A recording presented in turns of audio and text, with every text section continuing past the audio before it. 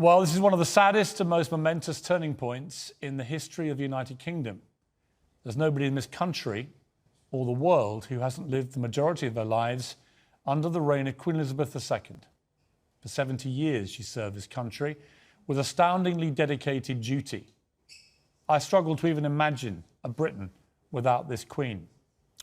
But with great sadness, we now have to imagine it because the moment we've all been dreading has finally come. And tonight everything changes. Her death is an enormous blow, not just to the British people, but to our national psyche.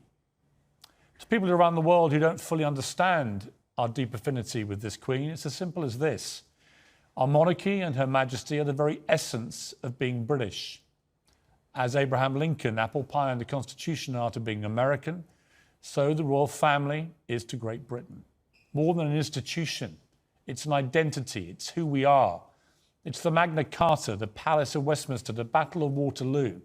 It's Austen, Dickens, Shakespeare, the Beatles. It's crushing the Nazis. It's Churchill and the Blitz spirit. It's Royal Ascot and the Chelsea Flower Show, cricket at Lord's, Wimbledon tennis, football at Wembley. Nothing and nobody has symbolised what it means to be British better than Queen Elizabeth. She's always been there. She had an aura of invincibility that sadly today has been shattered.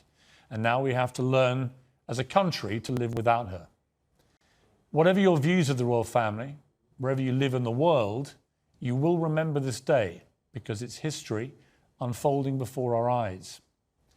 This remarkable little lady was not just our longest serving monarch, she was the second longest reigning monarch in all of history. She appointed 15 British prime ministers. She hosted 13 of the last 14 American presidents. She was our queen for 30% of America's entire history. Think about that. She held more than 100 state visits for the world's leaders. She was the head of state herself in 17 countries. She was the head of the Commonwealth of Nations. And she guided us all through the best of times and the worst of times, through wars, terrorism, pandemics, natural disasters, financial crises. Whatever it was, she was there with dignity, duty, stoicism, and that famous stiff upper lip. Her last act this week was to appoint our new Prime Minister. Remarkably, staggeringly, she was dutiful until the very, very end. I'm so very glad and so very grateful that we all have had the chance to say thank you at her Platinum Jubilee celebrations this summer. And she was able to see just how much she meant to us. Elizabeth II demonstrated the very best of our British values in her leadership. She represented those values to the world. She was our greatest export, our greatest leader, the greatest of Britons.